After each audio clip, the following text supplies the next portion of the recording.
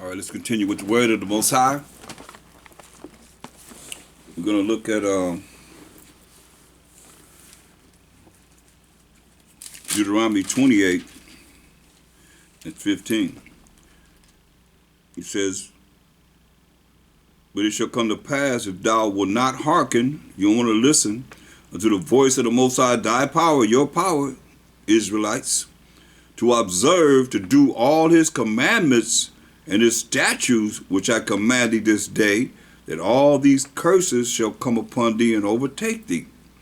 So, this is what we knew. We knew these laws and these curses that the Most High said he was going to do to us as a people, because we was always reminded of them. The law of Moses. Jump to verse 49. It says, "The Most High shall bring a nation against thee from far, from the end of the earth." You hear that? From the end of the earth. And we in the end of the earth. July 4th, 1776. "As swift as the eagle flies." So it's giving a clear indication of who this nation, their symbol would be the eagle. What's the symbol of America? The bald eagle. "A nation whose tongue thou shalt not understand." We spoke Hebrew. They spoke broken English. "A nation of fierce countenance." Here it says, "A nation of fierce countenance, which shall not regard the person of old, nor show favor to the young." See? They regard the old or the young, right? So that's why he told them, and just to show you how this goes right along, in Isaiah 47 chapter, in verse 6, talking to the same people, the same nation, the Edomites, the virgin daughter of Babylon, the daughter of Babylon, Babylon the Great that we've been going over, seeing. He said, "I was wroth with my people, who are the 12 tribes of Israel. I have polluted mine inheritance." He polluted his inheritance and given them into thine hand. So he polluted us by giving us to their hand. "Thou didst show them no mercy." You hear that? You tell them they showed us no mercy, which is not getting something that you do deserve. No passes for us. No slap on the hand for us. "Thou didst show them no mercy. Upon the ancient, the elderly, hast thou very heavily laid thy yoke." Go back to Deuteronomy 28 and 48. It said, "Therefore shalt thou serve thine enemies, Israelites, which the Most High shall send against thee." See, the Most High have his hand in everything. They thinking they doing this on their own. No. The Most High ruleth in the kingdom of men. "Therefore shalt thou serve thine enemies, which the Most High shall send against thee in hunger." You want something to eat? You got to get it from your enemy. "And in thirst," you're thirsty? You got some water?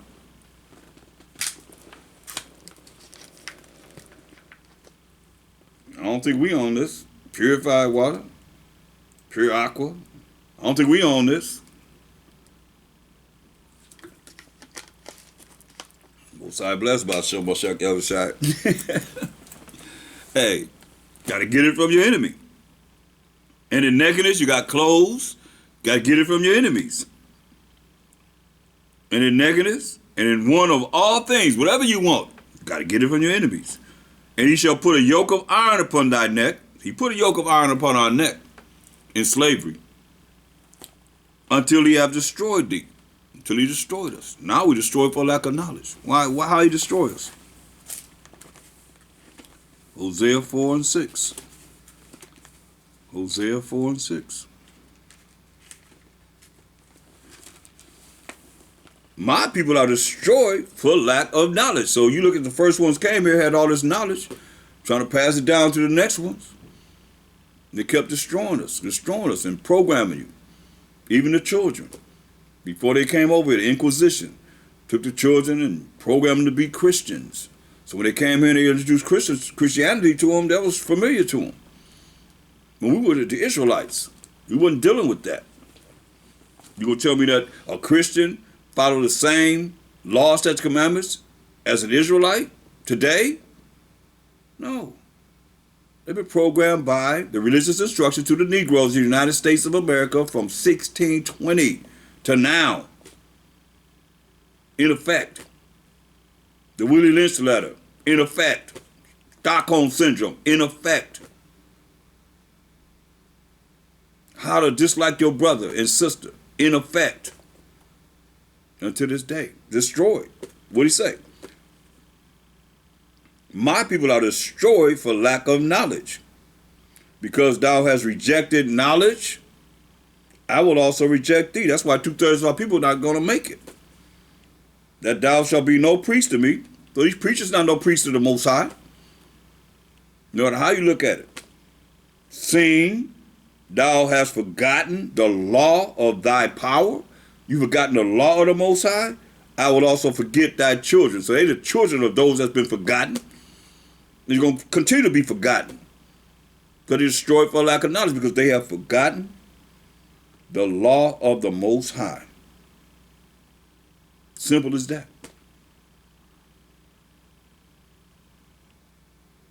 It's the Most High saying that our enemies, they didn't care for the old or the young. Go to Zechariah, first chapter, in the 15th verse.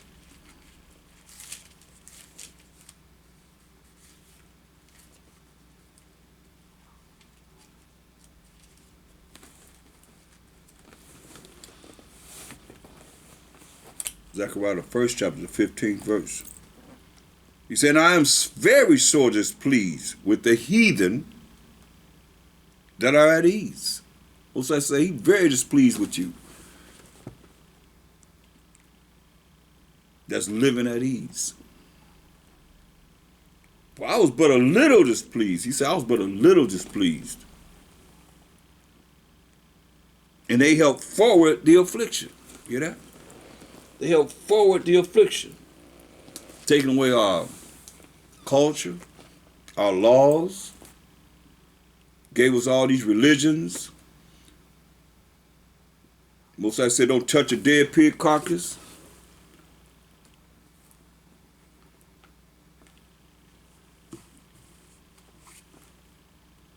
Say pork the other white meat. You can eat whatever you want to eat.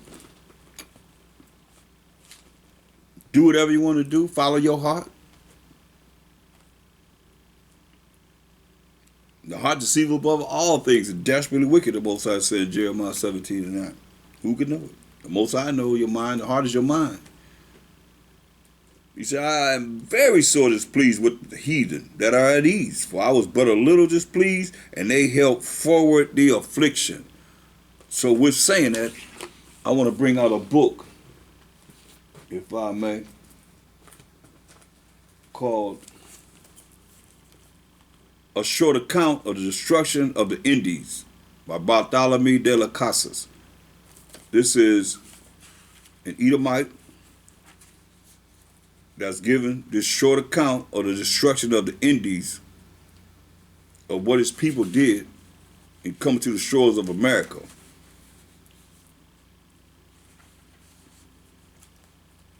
In 1492. So when you hear me say, by the time 1619 came, and we started being sailed from the west coast of Africa and all other places, they had Murder Incorporated down pat, as you're going to see. Now, within this book, they drew pictures. So you can see the pictures. I have them blowed up, but you can see the pictures that's in this book. So I'm gonna, this is the book, the cover of the book. This is it right here. So as we go through here, this is what I'm gonna be reading about right here. This picture right here, first and foremost. And I'm on two cameras, that's why I'm going back and forth.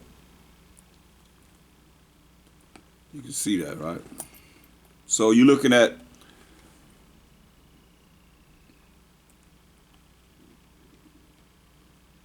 what it says. I'm going to read it to you.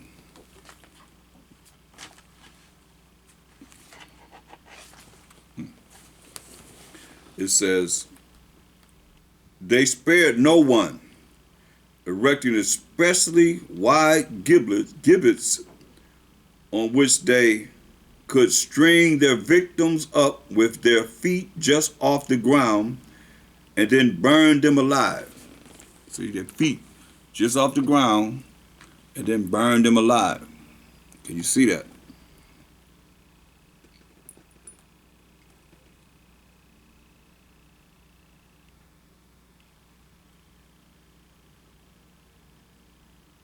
Now you see the soldier got the little baby, and what is he doing? Bashing against a stone, right? So when we go back to Psalms 137,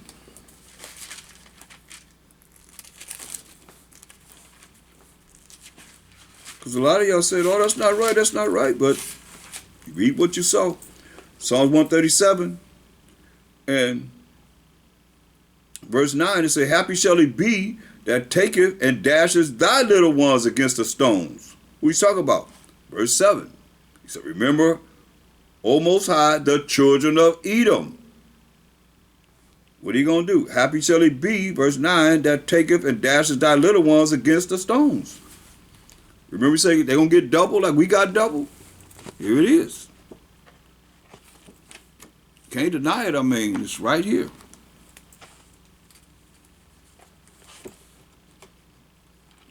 Right there. See it right there? See it right there? It's cold. They drew pictures of it. See him dashing the little baby against a stone? Let me read a little bit about it.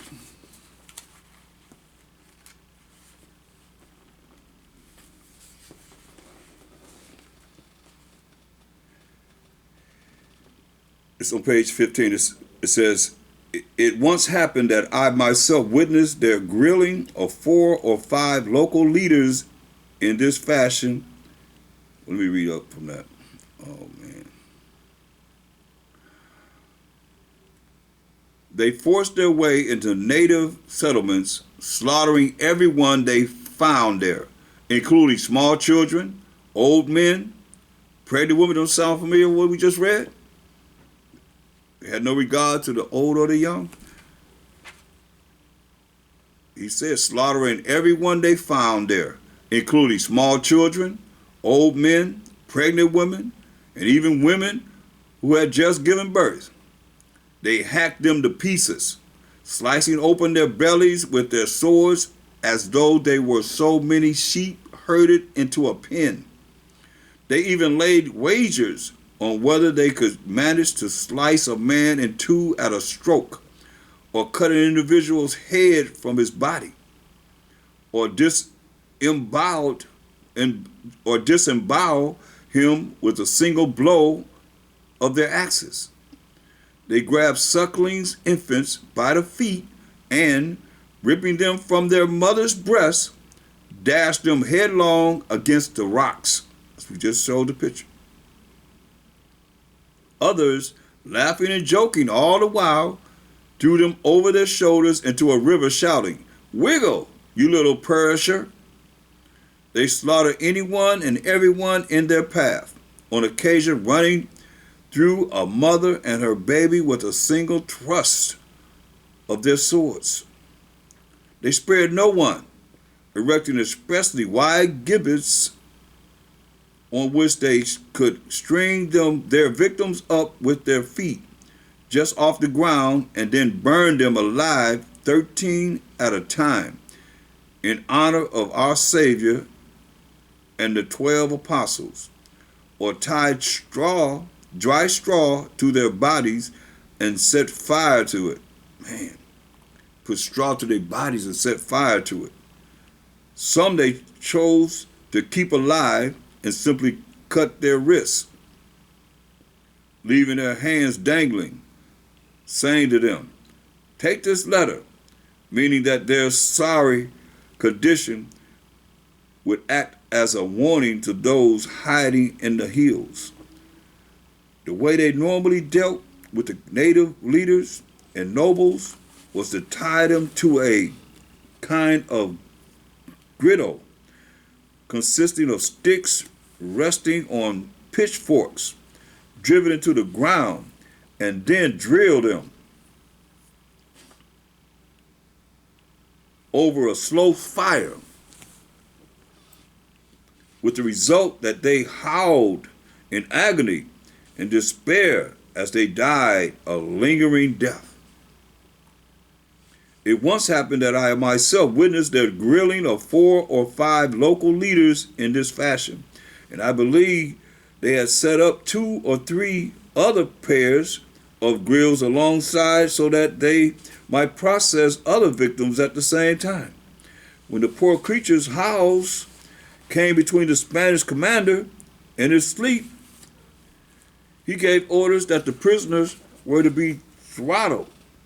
But the man in charge of the execution detail, who was more bloodthirsty than the average common hangman, I know his identity and even met some relatives of his in Seville, was loath to cut short his private entertainment by throttling them, and so he personally went around ramming wooden bongs into their mouths to stop them making such a racket, and deliberately stoked the fire so that they would take just as long to die as he himself chose.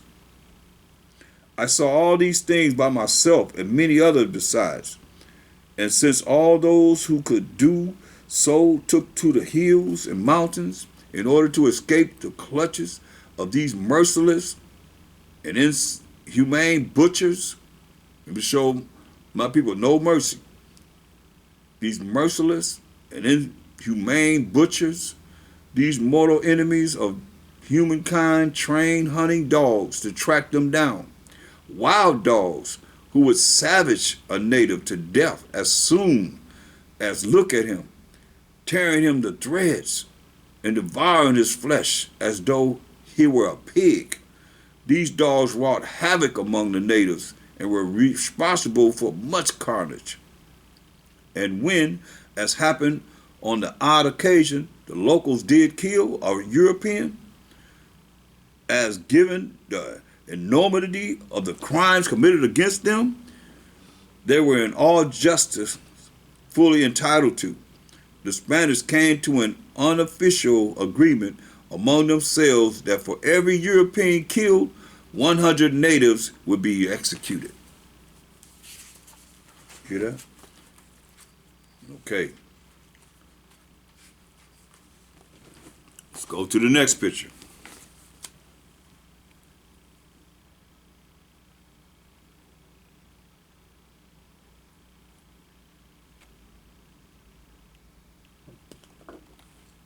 That's the same one.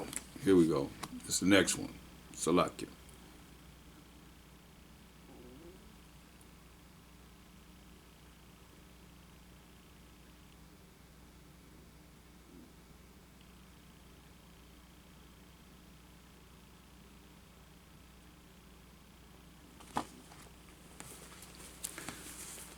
It says, the Spanish commander gave orders that the leading citizens be roped together, tied to stakes, and burned alive.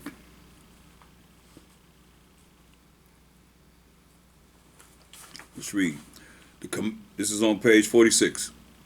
The Spanish commander gave orders that the leading citizens, who numbered over 100 and were roped together, were to be tied to stakes set in the ground and burned alive. One of these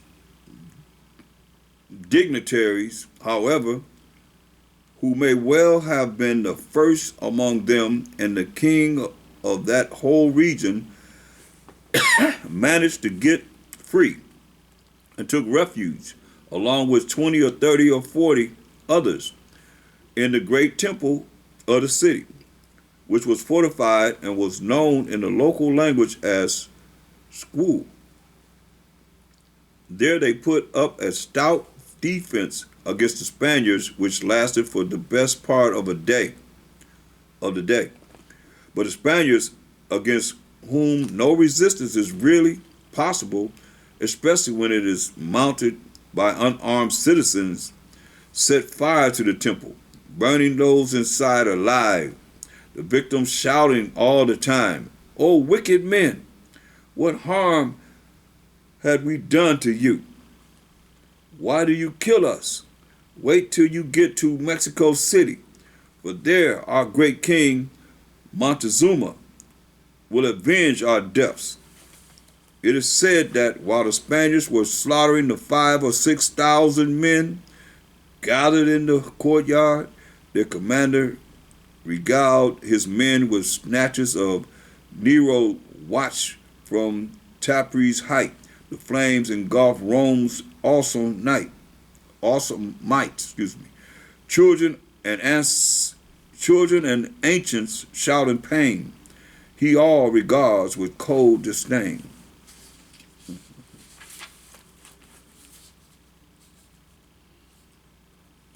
They are responsible also for another huge massacre in Topeka, a city bigger than Colula, and one with a larger population.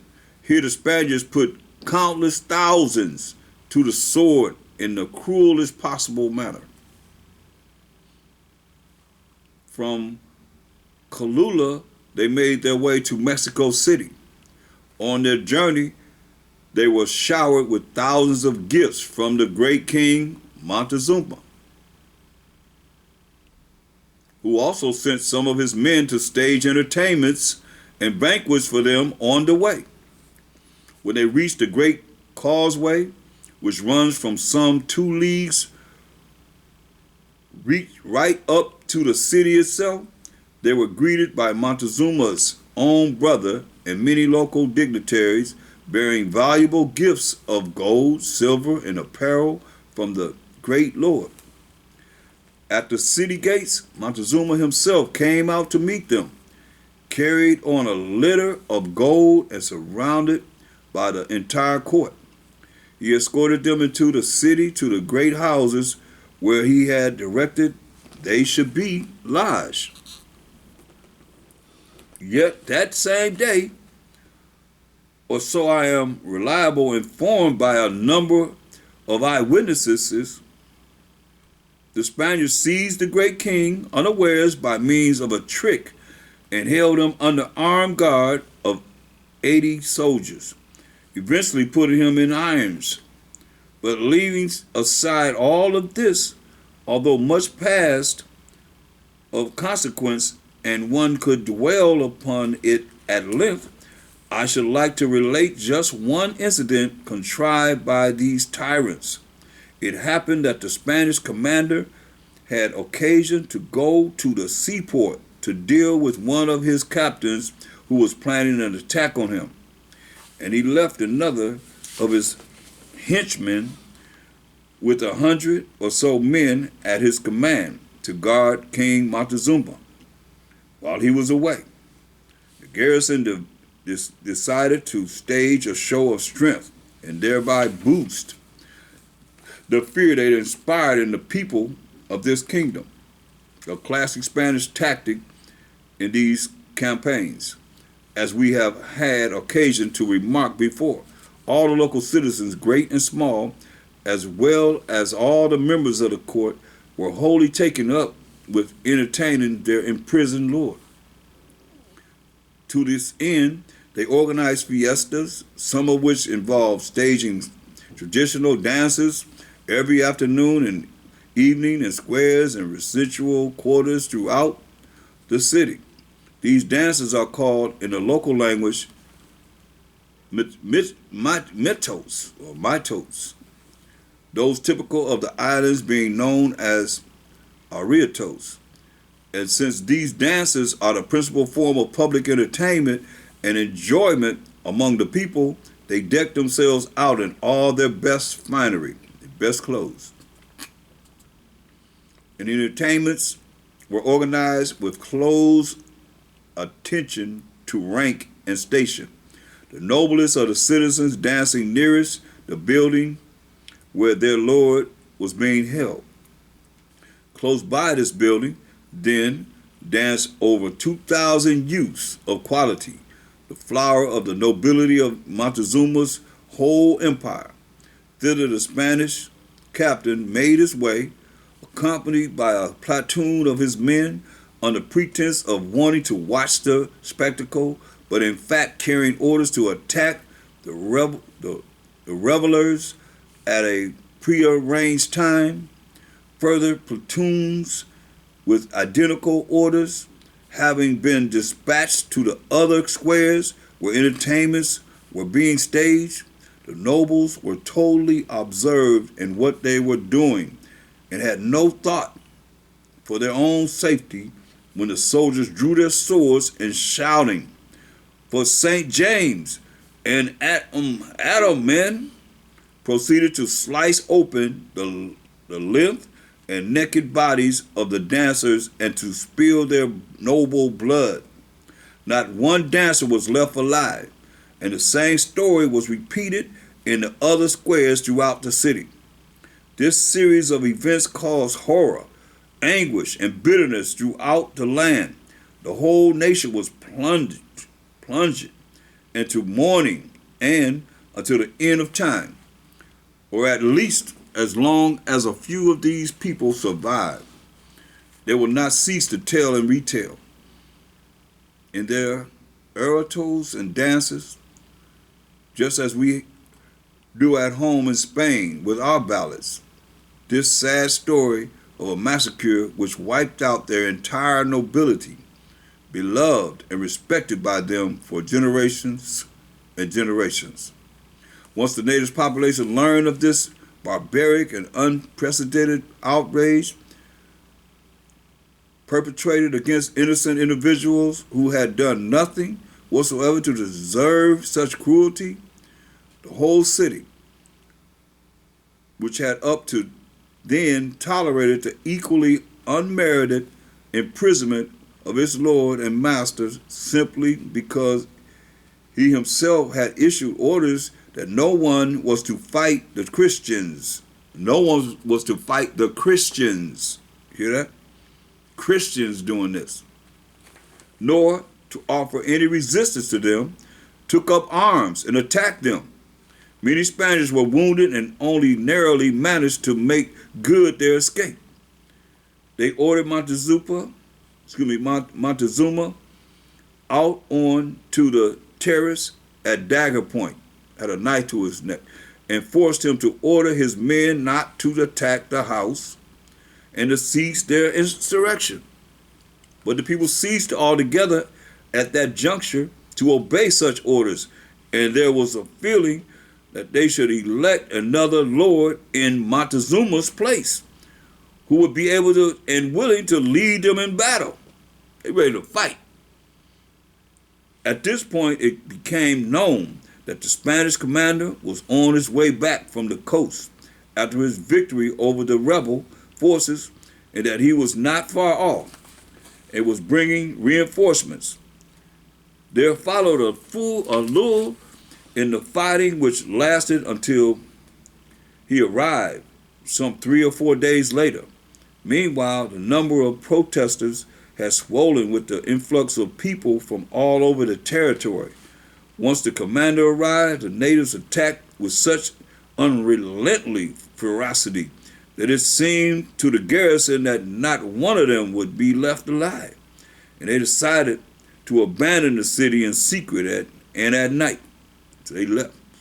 Locals got wind of this, catching up with many as they fled across the causeways that spanned the lake and killing them in great numbers, as indeed they had very right to, given the attacks we have described that had been made on them. A reasonable and fair-minded man will see that theirs was a defensive action and a just one.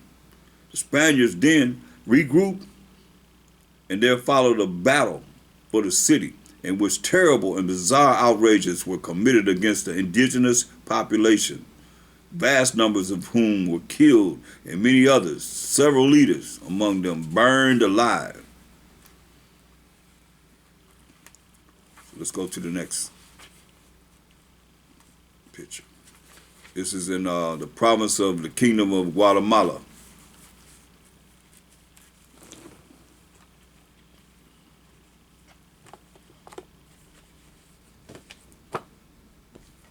It's the next picture. All these pictures are in this book that I'm reading from.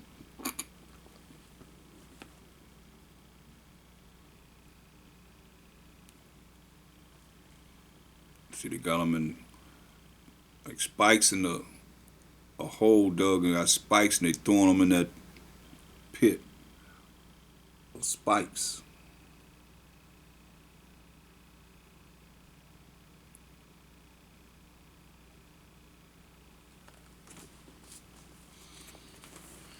It says, all those captured, pregnant women, mothers of newborn, babes, children, and old men were thrown into the pits and impaled alive.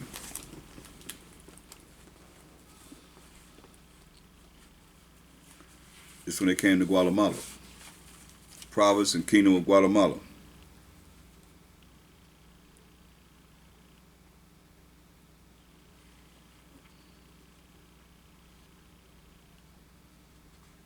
As soon as he set foot in the Kingdom of Guatemala, this tyrant proceeded to kill the inhabitants in large numbers.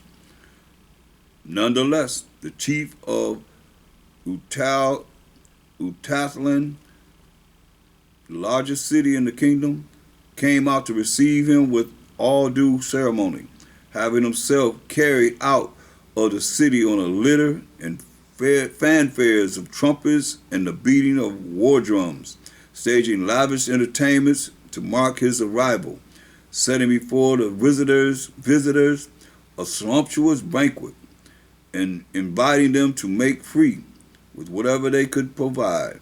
That night the Spaniards camped outside the city, impressed as they were by the defenses and afraid that they might be in danger if they risked spending the night within its walls.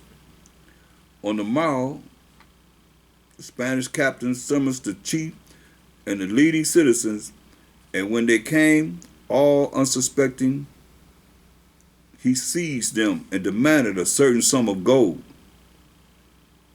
When they replied that they had none, there being no gold in Guatemala, he declared them guilty on that account alone, and without any due process of law directed that they be burned alive. Once the lords of the other provinces of the kingdom learned that he had burned their chief and his nobles simply because they had refused him gold, they fled their towns and cities and took to the mountains, leaving instructions to their people that they should go and offer to serve the Spaniards, but not disclose where it was that the lords had gone into hiding. When the local people duly approached the Spaniards, declaring themselves willing to recognize them as their masters and to serve them in whatsoever capacity they could choose, this most Christian of commanders, notice he keeps saying Christians, this most Christian of commanders replied that he was not prepared to have them enter his service, but would kill every single one of them unless they revealed the whereabouts of their chiefs. This response to this was that, as they knew nothing of where their chiefs had gone, the Spaniards would do better to take them into their service, and that they would be at home, awaiting their pleasure. There, as they several times insisted the Spaniards could kill them or do what they would with them, their women and their children. The extraordinary thing is that the Spaniards then did go to the towns and villages where they found these poor people in the shelter of their own homes, living and working peaceably with their families, and that, catching them unawares, They did then proceed to cut them to pieces, one and all. One very large and important city, where the inhabitants were more than unusually incautious and innocently believed themselves to be quite safe, was almost entirely destroyed by the Spanish within the space of 2 hours. And all the inhabitants who did not manage to flee were put to the sword, women, children, and old men. Once the natives saw that their deep humility, generosity, and submissiveness did nothing to soften the hearts of these ravening beasts, and that the Spaniards were prepared to hack them to pieces for absolutely no reason whatsoever, they decided that, although they stood no chance of defeating ferocious enemies who were on horseback and were armed to the teeth, they might as well die as men in defense of their homes, standing shoulder to shoulder, and insofar as they could, avenging themselves on their wicked and hellish enemies, even though they were well aware that, weak as they were, on foot and unarmed, they were doomed to die whatever they did. They hit upon the notion of digging holes in the middle of the roads so that any horse being ridden along that stretch of road would fall into the hole and impale itself on the deadly staves, which they sharpened and blackened by fire before setting them into the floor of the pit. They covered the pits with turf and other grasses so that there should be no sign of anything out of the ordinary. So they put these holes and put staves in them to try and impale them whenever they will fall in there, when they roll by. Once or twice a horse did fall into these pits, but only rarely, as the Spaniards soon learned to keep an eye open for them. But in order to avenge themselves on the local people for having devised this trick, they decreed that all natives taken alive or any station and of all ages should themselves be cast into the pits they had dug. And so it came to pass that all those they captured, pregnant women, mothers of newborn babes, children and old men, were thrown into these pits and impaled on the spikes. The pits, brimful of their wretched victims, afforded a sorry spectacle. That's what you see here.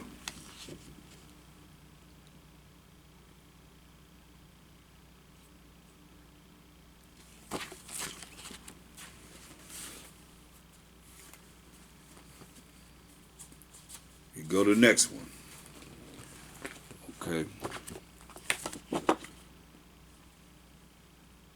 This one here.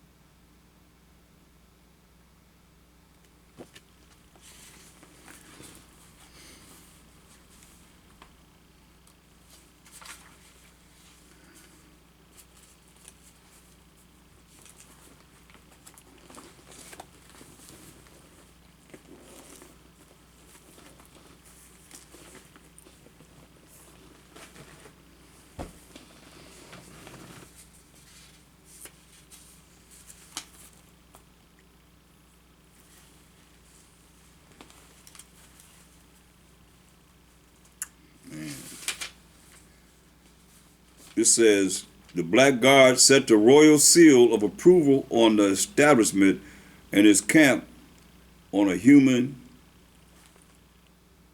abattoir.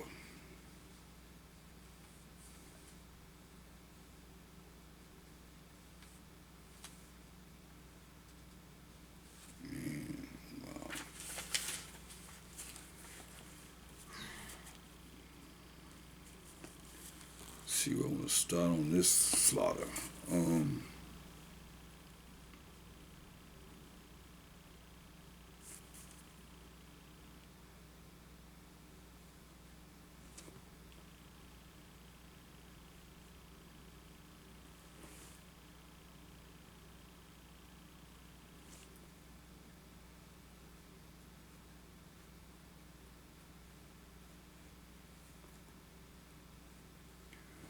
Okay. It says, the locals said that they would willingly give him all the gold they had and collected together a vast number of the gilt copper hatchets that are in common use among them and which have the appearance of gold because they do have some gold in them. The captain ordered his men to test them by scratching the surface of the metal, and as soon as he saw that they were in fact made of copper, addressed his men, saying, "The devil take this place. There is no gold for us here, men. Let's be off, and let each take with him his local servants, put them in chains, and brand them as slaves." And this is what they did, tying up every one they could catch and branding them, putting their brand on them, burning that brand on them. And I myself saw the son of one of the leading citizens of the city branded with his majesty's mark as a common slave.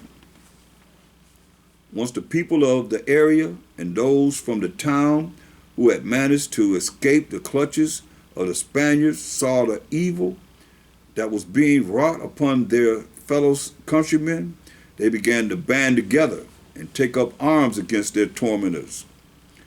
In the ensuing fighting, the Spaniards inflicted heavy losses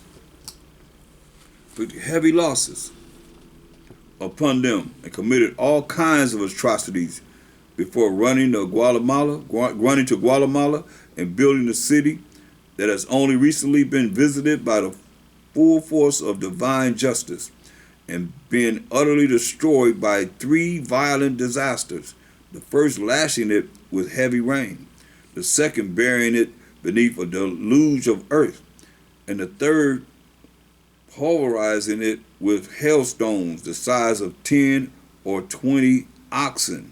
Dang. The size of 10 or 20 oxen. Wow. Thus it was that in this way and in others they plundered and ravaged an area of more than 100 leagues by 100 leagues that was among the most fertile and most heavily peopled on earth, killing all the leaders among the native population, and with all men of military age dead, reducing the survivors to the hell of slavery. And when they pressed for further slaves to be handed over by way of tribute, the natives gave up their own sons and daughters, as they had no further slaves to surrender, and all were sent by boat to Peru to be auctioned. See, the Most High shall send thee into Egypt's captivity, slavery, and bondage again with ships. By the way where I speak to thee, thou shalt see it no more again. And there, you go on these ships, you shall be sold unto your enemies for bondmen and bondwomen. Here it is. As they had no further slaves to surrender, and all were sent by boat to Peru to be auctioned, to be sold. As